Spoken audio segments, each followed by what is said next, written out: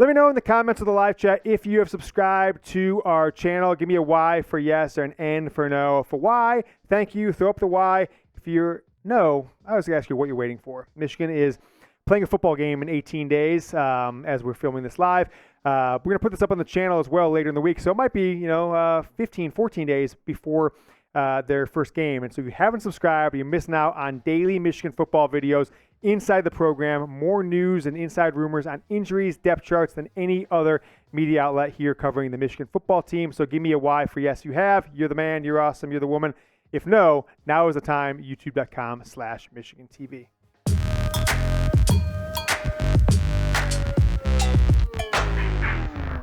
Let's take our first question from Steve Go Blue, a longtime member. I think somewhere on there he's a super chat hard hat guy as well. He said, wouldn't it be better for Michigan to have Harbaugh miss games this season instead of 2024? I saw this one coming earlier. I made sure Jack got it because I think it's such an interesting point. And if you watch the live show, I kind of talked about this a little bit ago, but I think it's such an interesting point to think about why Jim Harbaugh would maybe push this off to 2024. This 2024 team for Michigan could be a complete rebuild, the likes of which we haven't seen in 15 years, maybe since 2000, the 2008 season, right? You could lose 11 starters. If you think about if A.J. Barnes is your starting tight end, 5 offensive linemen, there's 6. Donovan Edwards, Blake Corum, there's 8. JJ McCarthy, Cornelius Johnson, Roman Wilson. There's 11 starters, right? If you count 2 starting running backs, 2 tight ends, one tight end, A.J. Barner, right? Colson Loveland obviously will be back in 2024. You could be losing 11 starters off this offense, 7 or 8 starters off the defense. A complete rebuild. Could be missing both coordinators if Jesse Minter gets an NFL DC job, if Sherrone Moore says, hey, now's the time, I got a big-time offer from another Power 5 program, and Michigan will need Harbaugh more than ever. Something feels off about this situation. Either Harbaugh's playing hardball, wants to stick it to the NCAA, or he maybe thinks that this is the last dance and he's going out after this season no matter what the outcome is for Michigan. So I want to know from you guys, give me your one-word reaction to Jim Harbaugh not being suspended in the 2023 season. I'm just saying, wow. Wow is mine because it looked like credible media reports a week and a half, 2 weeks ago, whatever it was, that Harbaugh was going to agree to a 4-game suspension. Now the NCAA's pulling it back. They're putting out ridiculous comments like, oh, it was more than a cheeseburger. It's more than cheeseburgers. There was such outrageous things like a staffer who's not officially a coach helping a college athlete get better as his role as a college football player. Or, oh my gosh, you texted a player when you weren't allowed to. Or, hell, when Corona was going on, you couldn't visit colleges that Michigan Zoomed with players and watched them work out to know if they were Michigan caliber. Such egregious things. I can't even believe it. So, wow. But maybe Jim Harbaugh is just going to stick it to the NCAA and fight this thing as long as he possibly can. Question coming in from youngest Harbaugh. I think it's Jack's little brother. Yoder, let me know the games you think we can lose this season. Maybe your top 5 possible Michigan L's. Hashtag Michigan. We're going to talk about that here in 1 second, youngest Harbaugh. But before we do, I want to make sure you guys know that the Don t-shirt is back and better than ever. Really comfortable t-shirt. It is available at the Chat Sports merch store. Go to chatsports.com/Don7. That's chatsports.com/Don7. Get the Don t-shirt. I'm going to be rocking it, most games this year, either that or my Michigan football one I had last year. So get the Don shirt, $20.07. chatsports.com/Don7. The link is down in the comments and the description of today's video. Show love for the Donovan Edwards, and it is in the live chat if you're watching here live on Tuesday. As I mentioned, make sure you're using hashtag Michigan, or you can super chat to get your questions on any of our live mailbags that we'll also put on the channel as a segment later on in the week. Let's go back to the question from youngest Harbaugh. Let me know the games you think we can lose this season, maybe your top 5 possible games. Let's go to the schedule. Okay, so do I think East Carolina is losable? No. Do I think UNLV is losable? No. Bowling Green? No. Rutgers? No. Nebraska? Maybe, right? First year luck, et cetera, with the new head coach. But that game was just announced that it is a day game, big noon college football on September 30th on Fox. I don't think Michigan's losing that game. Had it been night, could have been more like 70-30 in Michigan's favor versus, I think, the 90-10 that it'll be as a big noon game. This one, though, I do think is losable. Minnesota. That's a good football team. They're facing some adversity, right? There was this terrible hit piece by the ultra woke AJ Perez from Front Office Sports, who put out maybe one of the weakest hit pieces of all time, where guys from Minnesota, former players, said, we had to do hard work to be college football players. Oh, so shocking, so surprising. So maybe they got a chip on their shoulder. Michigan goes on the road in their 6th game of the year and has to go to Minnesota, a 9-win Minnesota team from last year. That could be a loss. We've seen Jim Harbaugh, 2015. He had to have a miracle to beat Minnesota. I think it's been one of the games in the Harbaugh era where it's been close against Minnesota. Keep an eye out for that one. I think Michigan blows Indiana out at the Big House. And then October 21st at Michigan State. This Michigan State has no business being in the same field with Michigan this year. Michigan is more talented, I think, almost every single position. But think about the years over, just if you're a Michigan football fan for more than a few years, think about 2020. Michigan was a 3-touchdown favorite and lost. How about 2017? Michigan was a 2-touchdown favorite and lost in the monsoon. Think about 2015. You had a win against a top 5 Michigan State team. All you got to do is snap the ball and just throw it if you have to. I don't want to relive that. 2000 and go back to the Lloyd Carr years, right? 2001, the TJ Duck game. So 1999, Nick Saban and Plaxico Burress. There's been so many times when Michigan's had the better team. Jim Harbaugh's done well on the road at Michigan State, right? He's got some wins there, but as a game Michigan could lose. Could you see bad weather, something like that, and Michigan State wins 27-24? Maybe. Not likely, but maybe. Bye in the 28th Halloween weekend. Then Purdue, I think Michigan handles Purdue at home. I don't think that's a chance of losing that game, although that's a team that won the Big Ten West last year. On the road at Penn State. This is one of the most talented Penn State teams we've seen in maybe since 2016 when they won the Big Ten, beat Ohio State. Losable game. Maryland, Ohio State, three last games of the year before the Big Ten Championship, I've got as losing. So these are my 5 possible losses. The biggest obstacles, should be no surprise, but it's Ohio State in order. Penn State, Michigan State, because of the rivalry factor, on the road against Minnesota, on the road against Maryland. Other than Ohio State, those are your 4 road games right there. Penn State, Michigan State, Minnesota, and Maryland, with Michigan having 8 home games.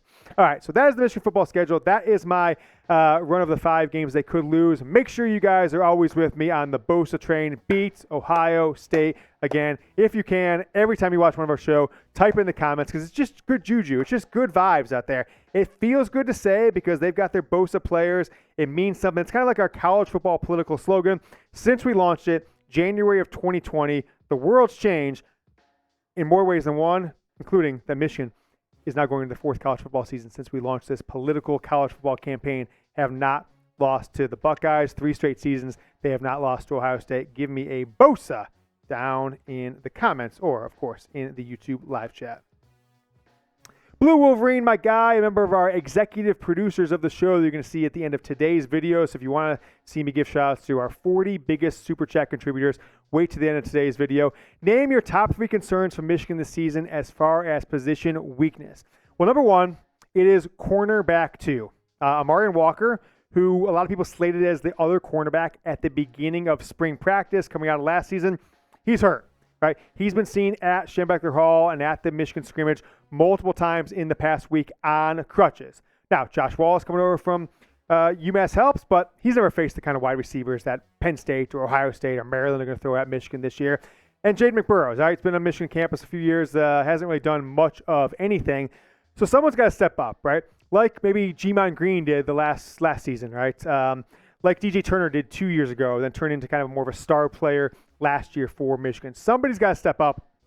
We know what Will Johnson's bringing to the table. He was injured a little bit, so that's one. I guess, wide receiver, and it's only a concern because you've only got 2 proven players in Cornelius Johnson and Roman Wilson. Cornelius was not at the scrimmage on Saturday. He was held out with an injury. Who else behind him? Tyler Morris, also injured.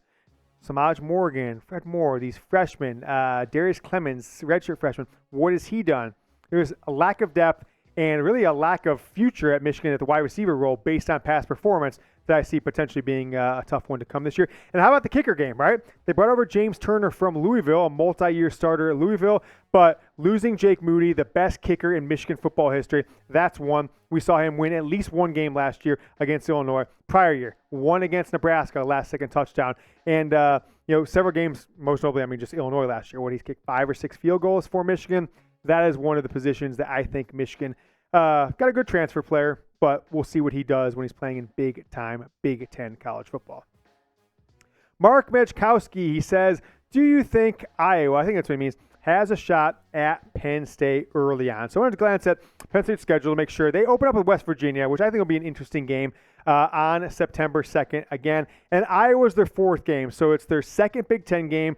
Penn State's got West Virginia, then Delaware, right, the Michigan of D2, basically with the helmets, and then Illinois, and they play Iowa 7:30 p.m. It's the whiteout at Penn State.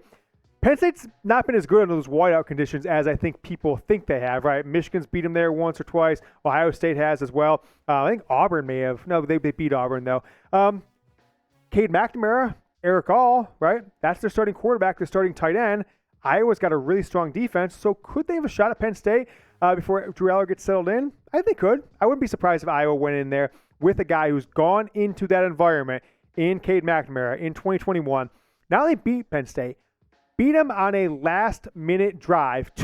One Eric All on a drag across the center, 5-yard pass, and he took it up 40-some yards for the touchdown. Who's his tight end this year at Iowa? Also Eric All, so I wouldn't be surprised at all. Very good question from Mark, taking a look at the rest of the Big Ten. I want to ask you guys, though, knowing Michigan's schedule that we just put out there, focus just on the 12 regular season games, East Carolina through Ohio State. Don't kind of speculate. Don't try and speculate to the Big Ten championship or the playoff or anything like that. Just the 12 games in the schedule right now. Predict Michigan's regular season record. Last year I said 11-1. I was wrong. I said 7-5 in 2021. Also wrong. So if I want to continue to stay wrong, I maybe should just not make a good prediction. I should be, Michigan's going to be 11-1 again. That's mine. Although I think I might be wrong on that one again if I say 11-1 in a good way for Michigan. Got some 12-0s, 12-0s, 12-0, 12-0 in the live chat. Let me know down in the comments if you're watching this later on demand on this channel. One of our executive producers, Blue Wolverines, has honest predictions on Harbaugh next season. Is he going to the NFL, or is he going to dismantle the NCAA as we know it in an epic battle? That would be nice. Like, Tennessee kind of provided the blueprint a few weeks ago. They were going to get sanctions, more sanctions than they got, and could have included a bowl ban for this year. Their attorney general and their governor basically said to the NCAA, you try and prevent our current student athletes from playing in a bowl game or playing in a college football playoff, we will sue you. You don't have the rights to suspend, to tell our athletes what they can and can't do as far as playing. Only we have the rights to, or the SEC conference has the right to. Could Michigan take a similar stance? I think it'd be pretty interesting. Now, I have speculated that this could be the last dance, right? Think about Jordan, Pippen, Phil Jackson, Dennis Rodman, et cetera, Steve Kerr, the last dance of the Bulls, JJ McCarthy, Donovan Edwards, Blake Corum, Zach Sinter, Cornelius Johnson, Roman Wilson. A lot of those same guys. Mike Sainristil for Michigan, Jim Harbaugh, Sherrone Moore, Jesse Minter. All those guys I just said. Just think about it. Every one of them could not be a member of this program next year. And frankly, Jim Harbaugh is probably the one who's the most likely to be back with this program next year, but he could decide, hey, I've given this school 9 years. I've won 3 Big Ten championships, beat Ohio State 3 straight years, made 3 straight college football playoffs. Now is the time to do something else, but I've been wrong on both sides of Jim Harbaugh, predictions with his future. So I'll say I'm interested to see how it plays out. I want to ask you guys how likely you are to recommend this show to a friend. We've always thought that the best way to grow our audience organically is to have word of mouth going around you, to your friends, to other Michigan football fans. So let me know down in the comments. Anything lower than a 9, let me know something we can improve. So if you're 8 or 7 or 6 or hell, even 1, what can we do differently to get that ranking up to a 9 or a 10 that you guys absolutely would recommend us to? If you're a 9 and 10, go ahead and send the link to a friend. It's youtube.com/Michigan TV. Tell your friends who are Michigan fans to subscribe to the channel. Douglas Foster coming in the live chat with a 10. Douglas, love you, man. Appreciate that. Make sure to recommend us to a friend. And speaking of Douglas, he's there at 10. He's also here right there on the screen.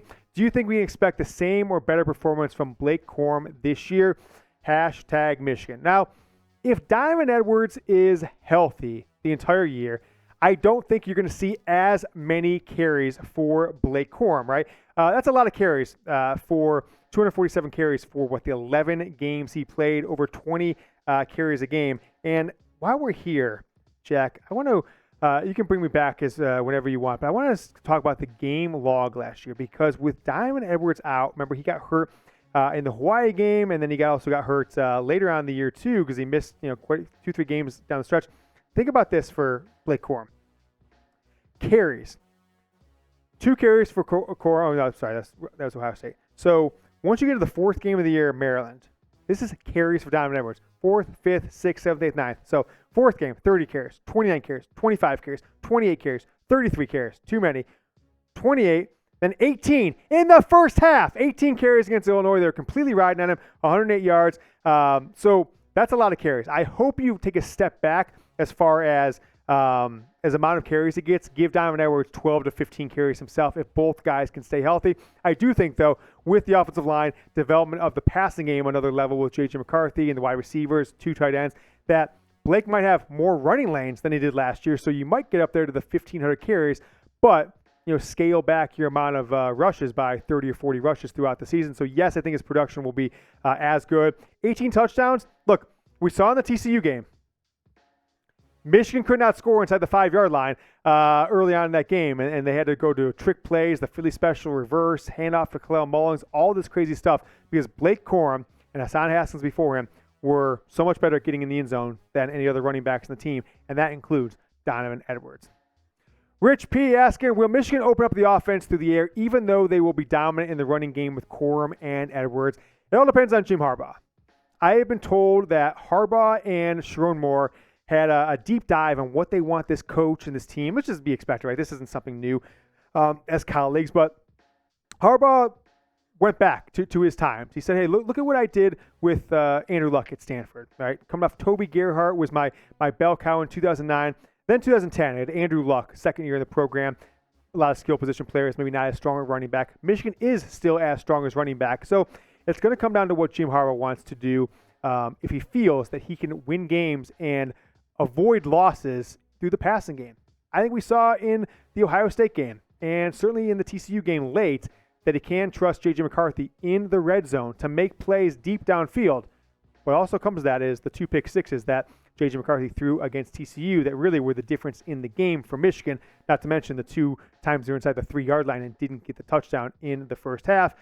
I talked to a couple of TCU players. I was at the national title game. We went to media day for Georgia and TCU, and I asked both the players who picked off JJ McCarthy those pick sixes, how did you know? Tell me about that play, etc.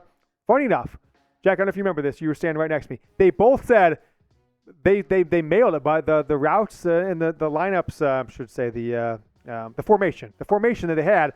We knew exactly the play went to every time we saw that formation, and I didn't really look back at what formation it was, etc. But when we saw that formation, all the last month in film, they ran this play. So the second I saw that guy line up there, I knew they were going to go this short play here. I knew they were going to go that pass there, jump the route, take it back to a touchdown. That has got to be what Michigan avoids this year. Matt Weiss was the guy as running the offense inside the 20. Michigan's passing game inside the 20 the first 10 games of the year last year.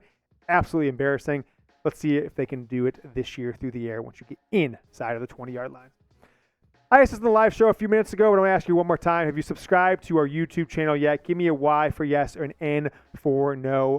If you watch this on demand, let me know down in the comments. Have you subscribed to our channel? Now is the time. We will have a live show, or not a live show, a show on the channel and weekly, if not twice weekly, lives from now through February 7th. This is going to be a huge year for Michigan. You do not want to miss out on the Michigan Football Report, daily Michigan football videos from myself and young Harbaugh, Jack Latteray. Give me a Y for a yes or an N for no.